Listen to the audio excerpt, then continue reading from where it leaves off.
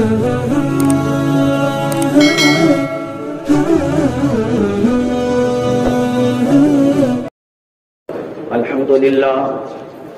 لله وكفى وسلام على عباده الذين اصطفى أما بعد فأعوذ بالله من الشيطان الرجيم بسم الله الرحمن الرحيم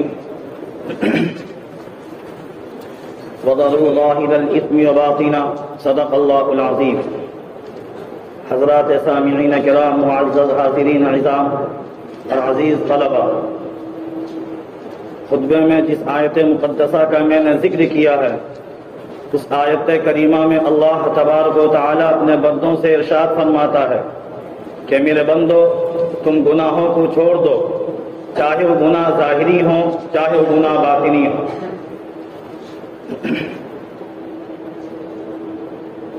گناہ کہتے ہیں اللہ اور اللہ کے رسول کے حکم کے خلاف کوئی کام کرنا، اور یاد رکھیں گناہ کا حل یہی ہے کہ گناہ چھوڑ دیا جائے۔ اگر ہم گناہ کرتے رہے اور یہ سوچ کر گناہ کرتے رہے چلو آج نہیں تو کل گناہ کی خواہش ختم ہو جائے گی اور گناہ پھر چھوڑ دیں گے، یاد رکھیں یہ کبھی بھی نہیں ہو سکتا۔ گناہ کا حل یہی ہے کہ ابتداءً گناہ کو چھوڑ دیا جائے۔ گناہ کی مثال ابتداءً اس کچے سود کے مانند ہے جس کو ہر بچہ توڑ سکتا ہے، لیکن ہم گناہ کرتے رہے اور گناہ کے عادی ہو گئے تو یاد رکھیں اب اس گناہ کی مثال جہاز کے لنگر کی طرح ہے کہ جو جہاز کو بھی ٹلنے نہ دے اور ہلنے نہ دے۔ اس لیے حل اس کا یہی ہے، ابتداءً گناہ کر لیں، ورنہ یاد رکھیں گناہ جتنا کرتے رہیں گناہوں کے دلدل میں ہم اس طرح پھنس جائیں گے پھر چاہ کر بھی گناہ کو نہیں چھوڑ سکتے۔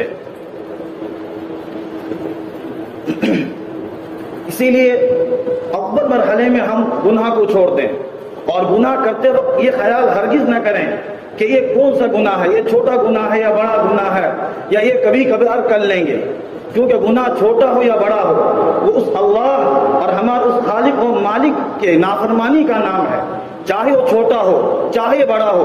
بلکہ گناہ کرتے وقت یہ سوچیں کہ ہم کس کو ناراض کر رہے ہیں، کس کے حکم کے خلاف چل رہے ہیں، اور کس ذات کو اور کس ذات کے حکم کے خلاف ہم کام کر رہے ہیں۔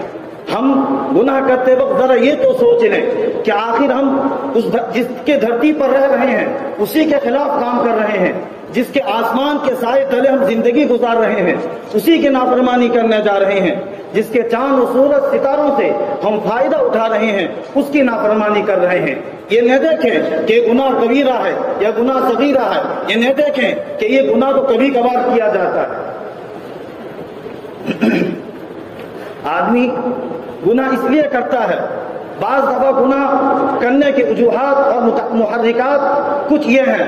ایک تو آدمی گناہ اس وجہ سے کرتا ہے اور گناہ پر اقدام اس لیے کرتا ہے، اسے احساس ہوتا ہے یا وہ یہ خیال کرتا ہے کہ میں جو گناہ کر رہا ہوں مجھے کوئی نہیں دیکھ رہا ہے۔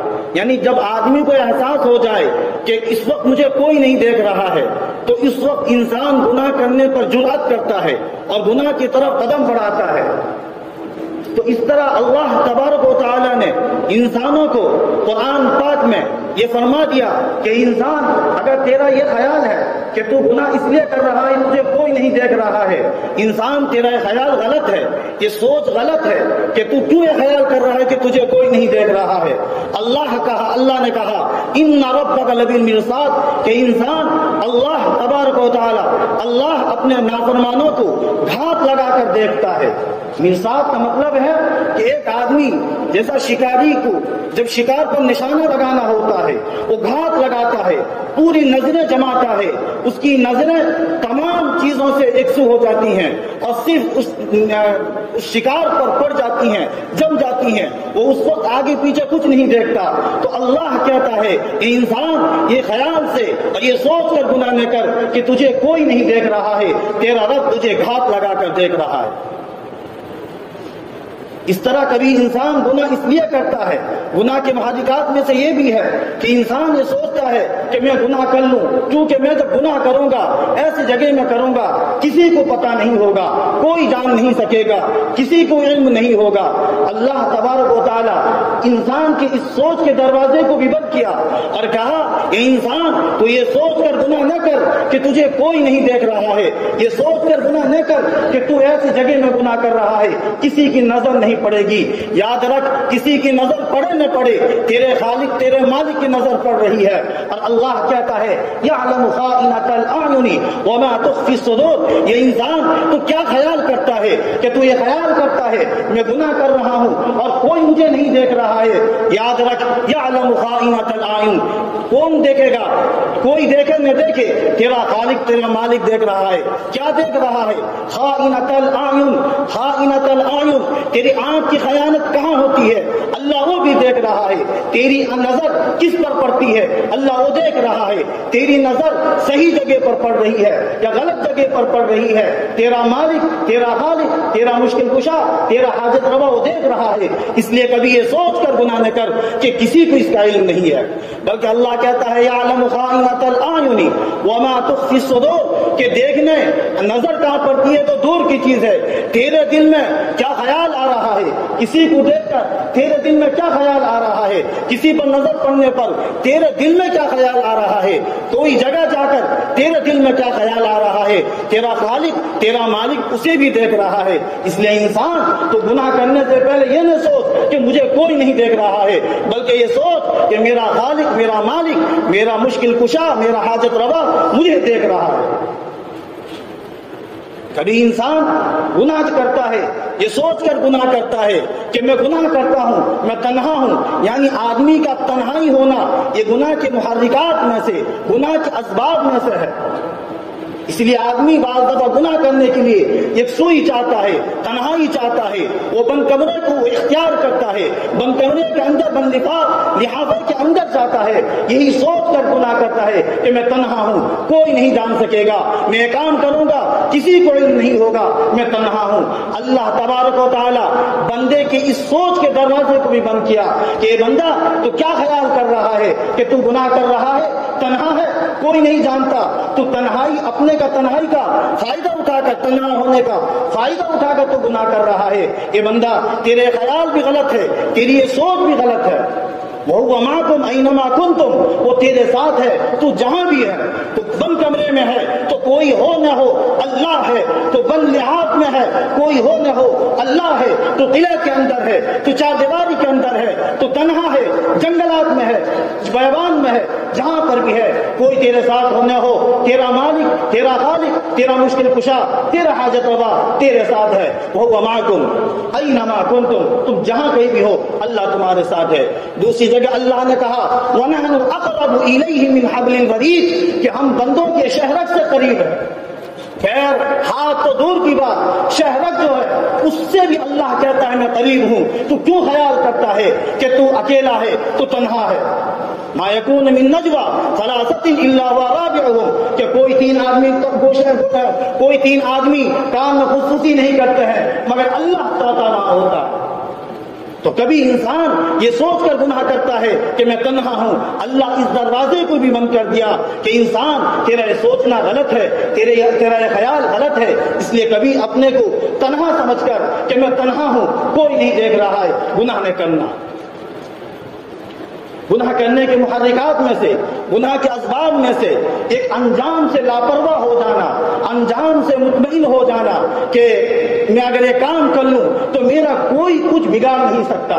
جب ایک آدمی اس کے انجام کو کسی کے انجام سے لاپرواہ ہو جاتا ہے، بے خبر ہو جاتا ہے، تو پھر وہ کام کر لیتا ہے۔ آپ نے دیکھا ہوگا حکومت میں جس کے ہاتھ ہیں، جس کے اثر و رسوخ ہیں، ان کو اگر اطمینان ہے کہ اگر ہم کوئی بھی کام کر لیں تو ہم پر کوئی ہمارا بگاڑ نہیں سکتا، تو وہ اتنی زیادہ شرارت اور اتنی زیادہ فساد پھیلاتے ہیں۔ کیونکہ انہیں وہ انجام سے بے خبر ہیں. تو اگر انسان کبھی گناہ کرتا ہے یہ سوچ کر کہ میرا کوئی بگاڑ نہیں سکتا، میری مرضی، میں زنا کروں میری مرضی، میں شراب پیوں میری مرضی، کون مجھے انگلی اٹھا کر کہے گا؟ میں اپنے مال کا کھاتا ہوں، میں خود اپنے کمائی کا کھاتا ہوں، مجھے کوئی کچھ نہیں کہہ سکتا. اگر انسان کبھی انجام سے بے خبر ہو کر گناہ کرتا ہے تو اللہ تبارک و تعالی اپنے بندے کے اس گمان کو اور اس سوچ کے دروازے کو بھی بند کیا کہ انسان تو انجام سے بے خبر نہ ہو، تو انجام سے لاپرواہ نہ ہو، تو انجام سے مطمئن نہ ہو جا کہ مجھے کوئی نہیں بگاڑ سکتا. اللہ نے قرآن میں سینکڑوں ایسے واقعات بیان کیے ہیں جنہوں نے گناہ کیا اور اللہ کی نافرمانی اور وقت کے رسول کی نافرمانی کی. اللہ نے ان کا انجام کتنا برا کیا. ان بطش ربک لشدید کہ تیرے رب کی پکڑ سخت ہے. ان اخذہ علیم شدید کہ اس کی گرفت دردناک المناک بھی ہے اور سخت بھی ہے. اس لیے انسان تو انجام سے بے خبر نہ ہو، انجام سے لاپرواہ نہ ہو. قرآن میں کیسے کیسے آیات بیان کیے ہیں اس لیے کہ انسان گناہ سے کرنے سے پہلے سوچ لے کہ میں گناہ کرتے وقت اگر میری موت آ گئی اسی حالت میں انجام میرا کیا ہوگا. نافرمانوں کے سلسلے میں قرآن میں کہا گیا خذوہ فغلو کہ تم ان کو پکڑ لو، فغلو انہیں جکڑ دو، ثم الجحیم صلو انہیں جہنم میں داخل کر دو، ثم فی سلسلۃ ذرعها 70 ذراعا فاسلکو انہیں ایسی زنجیر میں جکڑ دو کہ جس کے گز 70 گز ہیں. کہتے ہیں کہ وہ زنجیر میں ایسا ناک کے راستے گھسا کر پیخانے کے راستے نکال دیا جائے گا. بعض نے کہا کہ زبان کے راستے سے گھسا کر پیخانے کے راستے سے نکالا جائے گا. اس لیے انسان گناہ کرنے سے پہلے انجام سے بے خبر نہیں ہونا چاہیے. ہاں تیرے رسوخ دنیا میں تو ہو سکتے ہیں، تیرے رسوخ تیرے محلے میں، تیرے گاؤں میں، تیرے صوبے میں ہو سکتے ہیں، مگر آخرت میں انجام کو روکنے والا، تجھے بچانے والا کوئی نہیں ہوگا. اللہ نے اسی انجام سے بے خبر لوگوں کو اور انجام سے ڈرنے کے لیے اللہ نے عذابیں مقرر کی ہیں. ایک عذاب ہے نافرمانوں کے لیے طعام ذا غصہ، گلے میں اٹکنے والا کھانا، جس کھانے کو انسان کھا کر تڑپے گا. انسان جب وہ کھانا کھا لے گا نہ اگلنے کو رہے گا نہ نگلنے کو رہے گا. آپ اور ہم احساس کر سکتے ہیں اگر مچھلی کا ایک کانٹا بھی ہمارے گلے پھنس جائے ہم کتنے بے چین ہو جاتے ہیں. انسان جب اس گناہ کو، اس کانٹے کو، اس درخت پھل کو کھائے گا تو اس کا گلے میں اٹک جائے گا، نہ اگلنے کو رہے گا نہ نگلنے کو رہے گا. اس حالت میں انسان اللہ سے فریاد کرے گا کہ پانی، باری تعالیٰ پانی، باری تعالیٰ پانی، الہ پانی، اللہ پانی دے دے. قرآن نے کہا وَإِن يَسْتَغِيثُوا يُغَاثُوا بِمَاءٍ كَالْمُهْلِ کہ وہ جب پانی کی فریاد رسی کریں گے اللہ ان کے فریاد کو پورا کرے گا ایسے پانی سے، بِمَاءٍ كَالْمُهْلِ جو تیل کے تلچھٹ کی طرح ہوگا. وہ پانی اتنا گرم ہوگا. اس کا اندازہ حضرت ابو درداء کی روایت سے معلوم ہوتا ہے، کہتے ہیں کہ وہ پانی ہی اتنا گرم ہوگا جس کا اندازہ آپ اس سے کیجئے کہ جس پیالے میں وہ انسان پانی پیے گا اس پیالے کو جب انسان اپنے منہ سے قریب کرے گا پانی کی گرم کی وجہ سے پانی کے اندر جو گرم ہے وہ پانی اتنا زیادہ گرم رہے گا کہ اس کے جب انسان پینے کے قریب کرے گا اس کے چہرے کی بوٹیاں، یہ گوشت اس پانی میں جھڑ پڑیں گے. لیکن اب پیتا نہیں تو کیا کرتا؟ انسان مرنے کے قریب ہے، وہ چلا رہا تھا تو اب مارے مجبوری میں اسی پانی کو پی لے گا. کہتے ہیں جب وہ وہیں یستغیثوا یغاثوا بماء کالمہل یشفی الوجوہ وہ چہروں کو جھلسا دے گا. لیکن جھلسا دینے کے باوجود انسان اسی پانی کو پینے پر مجبور ہوگا. جب انسان اس پانی کو پیے گا کہتے ہیں پانی جب اندر پہنچے تو وہ آنتوں کو پیخانے کے راستے سے نکال دے گی. فقط امعاءہم ان کی آنتیں جھڑ جائیں گی. اس لیے انسان کو انجام سے بے خبر نہیں ہونا چاہیے. یہ نہ سوچنا چاہیے کہ میں گناہ کروں گا تو مجھے کوئی نہیں بگاڑ سکتا.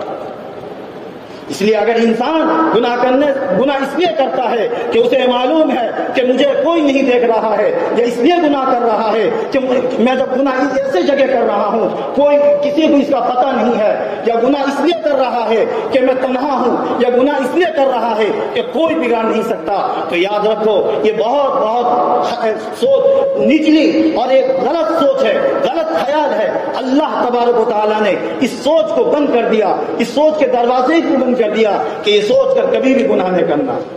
تم جہاں کرو کوئی دیکھے نہ دیکھے اللہ دیکھ رہا ہے، کوئی جانے نہ جانے اللہ جان رہا ہے، کوئی رہے نہ رہے تمہارے ساتھ اللہ رہ رہا ہے، کوئی تمہیں پکڑے نہ پکڑے اللہ پکڑے گا۔ یہ تو ایک طرف، ساتھ ساتھ اللہ تبارک و تعالیٰ نے ہر گناہ پر ہمارے لیے گواہوں کو، ہمارے خلاف گواہی دینے کے لیے گواہوں کو مقرر کر دیا۔ ایک تو اللہ کو علم ہے، اللہ دیکھا ہے، اللہ جان رہا ہے، اللہ ہمارے ساتھ تھا جس وقت ہم گناہ کیے تھے، اس کے باوجود انسان کے لیے ہر گناہ پر اس کے گواہ کو مقرر کر دیے، تاکہ کل انسان جھوٹ نہیں بول سکتا، ہانک نہیں سکتا، انکار نہیں کر سکتا، انکار کی گنجائش تک نہیں ہوگی۔ گناہ پر 4 گواہوں کو اللہ نے مقرر کیا۔ ایک تو نامہ اعمال ہے،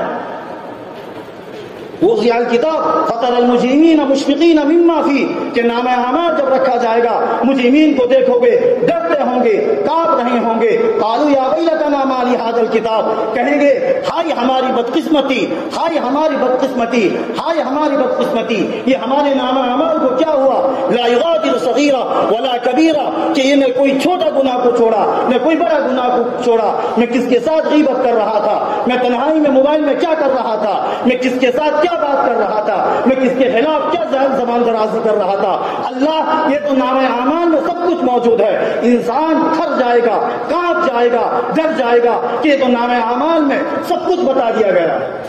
وَوَجَدُوا مَا عَمِلُوا حَاضِرًا، وہ انسان جو کچھ آج کیے تھے کل اپنے سامنے موجود رہیں گے، دیکھ رہے ہوں گے کہ میرا یہ نامہ اعمال میں یہ گناہ ہے، یہ گناہ ہے، یہ گناہ ہے۔ گناہ کرنے سے پہلے سوچ لیں کہ ہم اور آپ یہ سوچ رہے ہیں ہم گناہ ایسا کریں کہ کسی کو پتہ نہ ہو، اللہ کو پتہ ہونے کے ساتھ ساتھ نامہ اعمال میں بھی گناہ ریکارڈ ہوتا ہے۔ دوسرا، ہمارے گناہ پر جو گواہ مقرر ہوتے ہیں وہ کرامن کاتبین، وہ فرشتے ہیں جو ہمارے ہر عمل کو لکھتے ہیں، ہمارے اوپر مسلط ہیں، ہم گناہ کہیں پر بھی کریں، کہیں پر چھپ کر کریں، یاد رکھو اللہ فرشتوں کو مقرر کیا ہے، یعلمون ما تفعلون، وہ جانتے ہیں تو جو تم کر رہے ہو۔ وَإِنَّ عَلَيْكُمْ الْحَافِظِينَ كِرَامًا كَاتِبِينَ، کہ وہ محفوظ کرنے والے، یاد کرنے والے اور لکھنے والے ہیں، سب کچھ ہمارے اعمال کو لکھتے ہیں، ہم انکار نہیں سکتے، ہمارے سامنے ہمارے اعمال کو پیش کریں گے اور ایک ایک چیز لکھی بھی پائیں گے۔ گناہ پر جو تیسرے گواہ ہیں وہ ہمارے اعضاء ہیں، انسان کے جسم کے اعضاء ہیں۔ آج انسان اپنے جسم کو فائدہ پہنچانے کے لیے سوچ رہا ہے کہ مجھے مزہ ملے، لذت حاصل ہو، اس کے لیے وہ انسان گناہ کرتا ہے، لیکن یاد رکھیں کسی گناہ پر ہمارے خلاف جو زبان درازی، ہمارے خلاف جو گواہی دینے والے ہیں وہ ہمارے اعضاء ہی ہیں۔ یہی اعضاء کل ہمارے خلاف گواہی دیں گے، اور یہ جو زبان جو آج ہر جگہ میں ہم اس زبان درازی کی وجہ سے اور اس زبان کی قوت سے، اس کی فصاحت سے آج ہم ہر جگہ بچ جاتے ہیں، کہیں کسی کو جھوٹ بول کر نکل جاتے ہیں، کہیں کسی کو دھوکہ دے کر نکل جاتے ہیں، کہیں کسی کو کچھ اور چڑھا کر نکل جاتے ہیں، کہیں تعویل کر لیتے ہیں، کہیں کسی کو بیوقوف بنا دیتے ہیں۔ یاد رکھو کل اللہ تبارک و تعالی سب سے پہلے ہمیں اسی زبان پر مہر لگائے گا، الیوم نختم علی افواہہم، ہم ان کی زبانوں پر مہر لگا دیں گے تاکہ یہ زبان تعویلیں نہ کرے، یہ زبان جھوٹ نہ بولے، یہ زبان اپنے کیے ہوئے کام کا انکار نہ کرے، زبان کہہ ہی نہیں سکتی۔ اليوم نختم على افواہہم وتکلمنا ایدیہم وتشہد ارجلہم، پھر اللہ کو کون گواہی دے گا؟ یہ زبان تو بند رہے گی، پھر اللہ کو کون سا اعضاء اللہ کو گواہی دیں گے؟ کہتے ہیں یہ ہاتھ اور یہ پیر اللہ کو گواہی دیں گے۔ یہ ہاتھ اور پیر کہیں گے اللہ تبارک اللہ، ہاں اس نے یہ بندے نے مجھ سے فلاں فلاں کام کیا تھا، اس نے چوری مجھ سے کیا تھا، اس نے زنا مجھ سے کیا تھا، اس نے فلاں فلاں کام مجھ سے کیا تھا۔ انسان دنگ رہ جائے گا، پریشان ہو جائے گا، اپنے اعضاء جوارح کو دیکھ کر کہے گا لما شہدتم، قال لما شہدتم، کہ تم میرے ہی خلاف کیوں گواہی دیتے ہو؟ لما شہدتم علینا، تم ہمارے خلاف میرے ہی خلاف کیوں گواہی دے رہے ہو؟ قالوا انطقنا اللہ الذی انطق کل شیء، وہ کہیں گے اللہ نے ہمیں اس ذات نے ہمیں گویائی دی جس اللہ نے دوسروں کو گویائی کی طاقت دی۔ جس طرح اللہ تمہیں بولنے پر قادر ہے، بلوانے پر قادر ہے، اسی طرح اللہ ہم سے بلوانے پر قادر ہے۔ یہ ہاتھ بولیں گے، یہ پیر بولیں گے، انسان انکار ہی نہیں کر سکتا، انکار کا کوئی گوشہ ہی باقی نہیں رہے گا، اور اللہ جس پر چاہے اس سے اور جس سے چاہے بلوا سکتا ہے۔ یہ تو ہمارا عقیدہ ہے، ایمان ہے۔ جب حضرت مریم پر الزام لگایا گیا تھا تو اللہ نے ان کے گود میں بچے حضرت عیسیٰ سے بلوایا تھا، وہ چھوٹے بچے، دودھ پیتے بچے، گود کے بچے، انہوں نے کتنی زبردست صفائی کی۔ قال انی عبد اللہ آتانی الکتاب وجعلنی نبیا وجعلنی مبارکا اینما کنت واوصانی بالصلاۃ والزکاۃ ما دمت حیا۔ ایک گود پیتا بچہ، دودھ پیتا بچہ، وہ اتنی اچھی تقریر کر سکتا ہے اور اپنی ماں کی دفاع میں بیان کر سکتا ہے، تو جو اللہ انہیں بلوا سکتا ہے، زبان کے اندر صلاحیت پیدا کر سکتا ہے، وہ اللہ ہاتھ و پیر میں یہ طاقت اور یہ قوت دے سکتا ہے کہ وہ ہماری خلاف گواہی دے۔ اسی طرح ہمارے گناہ پر جو چوتھے گواہ ہوتے ہیں وہ زمین ہے۔ آج انسان گناہ کرنے سے پہلے دیکھتا ہے کہ کہیں سی سی ٹی وی کیمرہ تو لگا نہیں ہے، ادھر ادھر دیکھتا ہے کہ یہاں کوئی دیکھ تو نہیں رہا ہے، کہیں سی سی ٹی وی کیمرے والے لگا دیتے ہیں کہ آپ سی سی ٹی وی کیمرے کے نظر میں ہیں۔ یہ اس لیے کہ انسان کو جب احساس ہوتا ہے کہ میرے گناہ ریکارڈ ہو رہے ہیں، میری خیانت، میری چوری ریکارڈ ہو رہی ہے، انسان اس سے باز آ جاتا ہے۔ انسان ذرا تو کہاں دیکھے گا، سی سی ٹی وی کیمرہ کہیں ہو نہ ہو، اللہ نے پوری زمین پر، پورے زمین پر ایسے سی سی ٹی وی کیمرہ لگا دیا ہے، تو کہیں پر بھی کر، جنگل میں کر، بیابان میں کر، کہیں بھی گناہ کر، وہاں سی سی ٹی وی کیمرہ موجود ہے۔ یومئذ تحدث اخبارها، کہ زمین جس دن اپنے اندر کی باتیں اور جو انسان جو گناہ کیا ہے اس کو بیان کرنے شروع کر دے گی۔ وہ کہے گی کہ انسان فلاں بندہ مجھ پر فلاں گناہ کیا تھا، فلاں بندہ مجھ پر فلاں بندہ گناہ کیا تھا۔ انسان کو انکار کی گنجائش ہی نہیں ہوگی۔ اس لیے ہمیں گناہ کرنے سے پہلے سوچنا چاہیے، 1000 بار سوچنا چاہیے، کبھی بھی اس لاپرواہی میں، کبھی بھی اس خوش فہمی میں نہیں رہنا چاہیے کہ ہمیں ہمارے استاد نہیں دیکھ رہے ہیں، ہمارے ذمہ دار ہمیں دیکھ نہیں رہے ہیں، ہمارے مربی ہمیں نہیں دیکھ رہے ہیں، بلکہ یہ کتنی گھٹیا بات ہے کہ ہم مخلوقات سے تو ڈرتے ہیں، ہم اللہ سے نہیں ڈرتے۔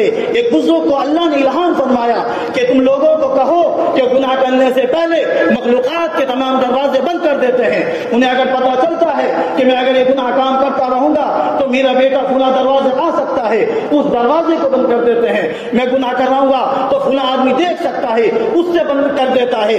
انسان سے کہہ دو، میرے بندوں سے کہہ دو کہ گناہ کرتے وقت تمام مخلوقات کے دروازے کو بند کر دیتے ہیں، مگر افسوس کی بات مجھے میرے دروازے کو بند نہیں کرتے۔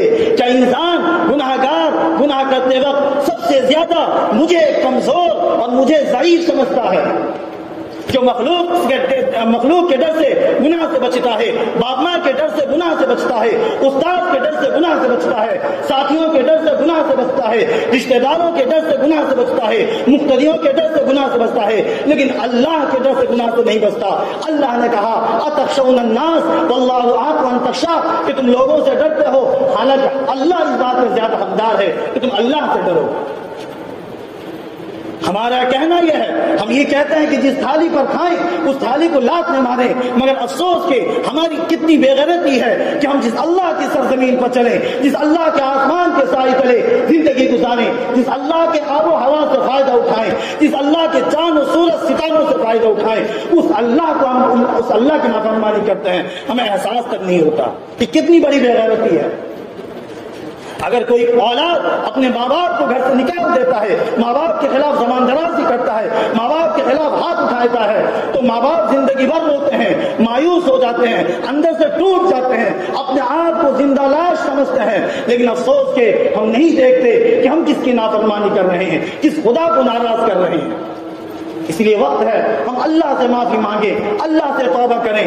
اللہ کی رحمت بہت وسیع ہے، اس نے تو شیطان مردود کو جس کے گناہوں کی وجہ سے اسے راندے دربار کیا گیا، اس وقت بھی وہ مانگتا ہے یا اللہ مجھے مہلت دے، میں تیرے بندوں کو گناہ پر آمادہ کروں گا، میں تیرے بندوں کو بھٹکاؤں گا۔ اللہ اس وقت بھی اسے نواز دیتا ہے۔ اگر آج بھی ہم اللہ سے مانگے اللہ ضرور دے گا۔ ابن قیم نے ایک واقعہ نقل کیا ہے کہ ایک بار میں ایک گلی سے گزر رہا تھا रास्ते में देखता हूँ कि एक दरवाजा है, एक माँ अपने बच्चे को मारती है, तमाचा लगाती है और कहती है जा तो आज से मेरे घर से जुदा हो जा, अलग हो जा, हट जा, यहाँ से तो जा। बच्चा मार खाकर गली में कुछ दूर जाता है और मैं मंजर देख रहा हूँ। बच्चा कुछ देर खड़ा होता है, सोचता है, खूब देर सोचने के बाद फिर वापस आता है, आकर उसी दरवाजे पर बैठ जाता है जिस दरवाजे से माँ ने उसको ढकेला था। माँ कुछ देर के बाद किसी और काम के लिए घर से बाहर निकलती है तो उस वक्त माँ ने देखा कि ये दरवाजे पर बैठा है। माँ फिर उस पर और 2-4 तमाचा जड़ देती है और कहती है जा तू आज मेरी नजर से ओझल हो जा, दूर हो जा, इस घर को तो छोड़ दे, मैं तुझे देखना नहीं चाहती हूँ। उस बच्चे ने तारीखी जुमला कहा कि माँ जब तुम मुझे पहली बार मारी थी मैंने सोचा कि बाकी आज अपने घर को छोड़कर चला जाऊं और इसी सोच से मैं निकल गया था, गली में चंद कदम चल पड़ा था और गली में चलते हुए मैंने ये सोचा कि आज से मांग कर जिंदगी गुजार लूंगा, कहीं किसी के घर पे काम कर लूंगा, किसी की दुकान पर मुलाजमत कर लूंगा, किसी के यहाँ नौकरी कर लूंगा, जिस तरह भी चाहे, वरना कुछ मिले न मिले अपनी झोली फैलाकर अपना दिन भर का खाना खाकर मैं अपनी जिंदगी गुजारूंगा, कभी इस माँ के दरवाजे पर नहीं आऊंगा। लेकिन कुछ देर जाने के बाद मेरे दिल में ये ख्याल आता है कि बेटे तू आज जाएगा, मांग कर तो जिंदगी गुजार देगा, तू जिसके यहाँ काम करेगा वो कुछ न कुछ रोटी और रोटी तुझे दे ही डालेगा। कुत्ता भी किसी के दरवाजे पर जाता है तो उसने कोई न कोई उसको वो भी डाल देता है, बिरयानी खाने वाला इंसान भी उसके सामने कुछ न कुछ डाल देता है। मेरे दिल में ख्याल आया कि सब कुछ तो हो जाएगा, जिंदगी तो गुजार लूंगा, लेकिन माँ से ज्यादा मोहब्बत करने वाला मुझे इस रोए जमीन पर और इस धरती पर कोई नहीं मिलेगा।